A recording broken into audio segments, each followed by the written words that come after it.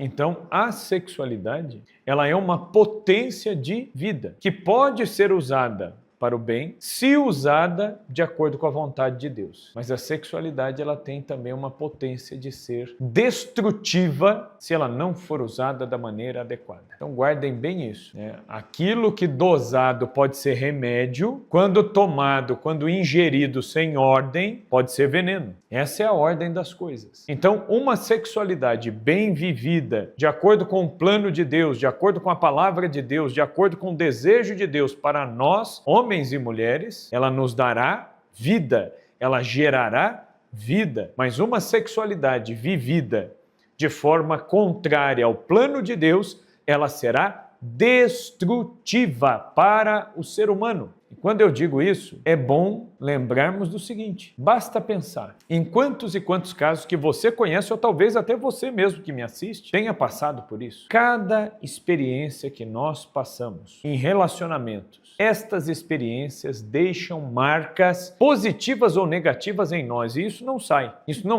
não tem como se desfazer disso. É claro que nós podemos nos arrepender, mudar, rezar, renunciar, é isso tudo bem. Mas isso não muda o fato de que, se usamos mal a sexualidade, isso nos trará uma consequência. Eu uso sempre o exemplo da pornografia. A pornografia, ela promove o quê? Uma desordem. O ser humano tem inscrito no seu corpo, na sua natureza, uma sexualidade que existe para quê? Para gerar vida. Isso pode ser usado de forma concreta para amar as pessoas, para amar o marido, para amar a esposa para amar o marido, gerar filhos, cuidar dos filhos, se dedicar aos filhos. Isso pode gerar uma potência de vida no lugar certo. Mas, do mesmo modo, uma pessoa que, por exemplo, caia no vício da pornografia.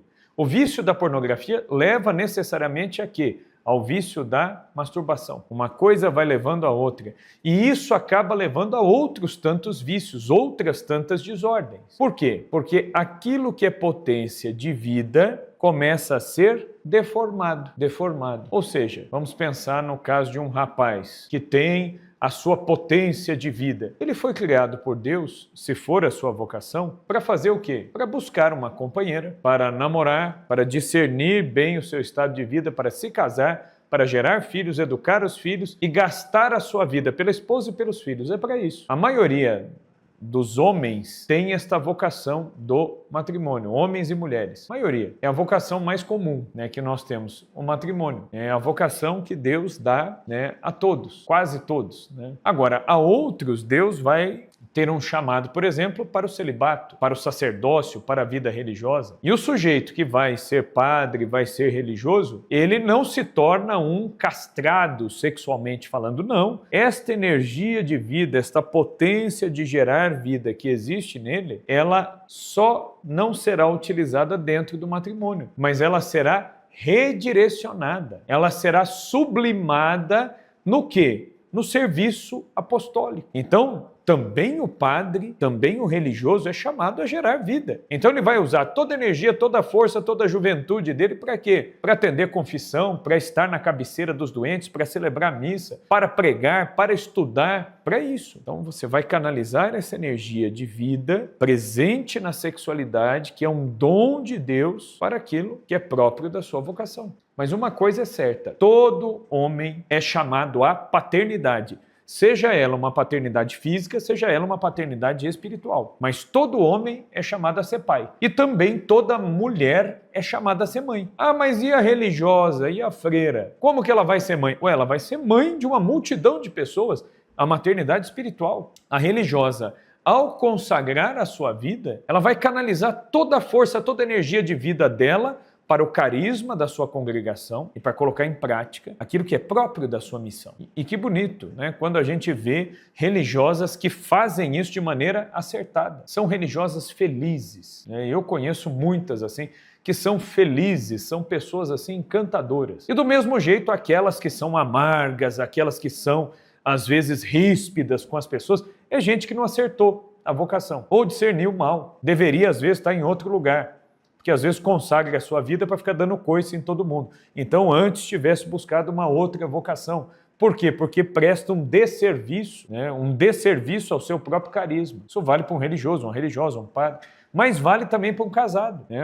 Um sujeito que se casa e não quer verdadeiramente se dedicar à esposa, aos filhos, às coisas da sua casa, ele presta um desserviço, é um contra-testemunho. Quer dizer, ele abraçou uma coisa que ele não quer fazer, ou que não está fazendo, ou que não abraçou direito. Então, né, é escandaloso até. Então, por isso, quando nós falamos da questão da sexualidade, a sexualidade bem resolvida, bem vivida, ela é um instrumento potente para nos ajudar a viver bem a nossa vocação. Agora, volto lá no caso da pornografia. Vamos pegar todo rapaz, todo homem, ele nasceu para a paternidade, seja ela espiritual ou uma paternidade de fato. Agora, se o sujeito ele começa a consumir pornografia, o que ele está fazendo? Ele está consumindo ali um conteúdo, vamos chamar assim, que está desnaturalizando, está projetando ali uma coisa que não é real. Aquilo não é a realidade dele. Aquilo é uma enganação, é um jogo mental para que ele fique se satisfazendo ali no seu desejo que não gera nada. O que isso gera? Nada. A sexualidade, ela existe para gerar. Um padre que canaliza toda a sua energia no apostolado, ele está gerando vida na sua paróquia, na sua comunidade. Ele está formando pessoas, ele está salvando almas, está gerando. Um pai de família que se esforça para trabalhar, quebra a cabeça ali para melhorar a situação da sua família. O que ele está fazendo? Ele está gerando vida, ele está produzindo algo.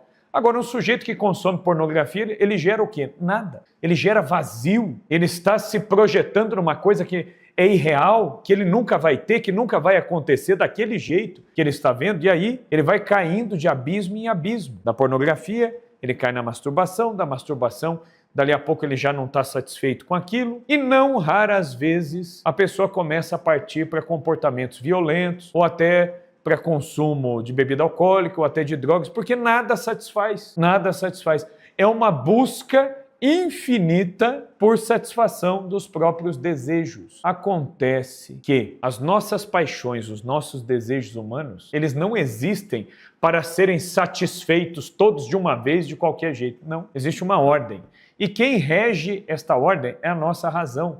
E o que deve orientar a nossa razão é a nossa fé, para que a gente viva como gente e não como animal. E não raras vezes, por exemplo, quem cai num vício de pornografia, de masturbação, sente aquele, depois que passa tudo, sente aquele vazio imenso. Por quê? Porque não produziu nada, porque aquilo não gerou nada. Nós não fomos feitos por Deus para gerar nada. Nós fomos feitos por Deus para gerar vida. Nós somos co-criadores com Deus. Então, nós temos que entender o sentido profundo desta nossa vocação, E aí, isso serve para quem é jovem, para quem é solteiro, mas serve para quem é casado. O casado, por exemplo, que não controla os seus olhares. Ele está olhando para alguém que não é. Se ele olhar para alguém que não é a sua esposa, ele está buscando algo fora daquilo que ele mesmo prometeu, daquilo que ele mesmo jurou em termos de fidelidade. Ele vai conseguir ser feliz fora disso? Não vai. Por quê? Porque não é a vocação, não é o lugar de realização do seu sim. Tem como produzir fruto? Tem como? Não, não tem. Isso é estéril. Então, vale para um solteiro, vale para um jovem, mas também vale para um casado, vale até para uma pessoa mais velha. Então, nós devemos entender qual é a nossa vocação, o nosso chamado.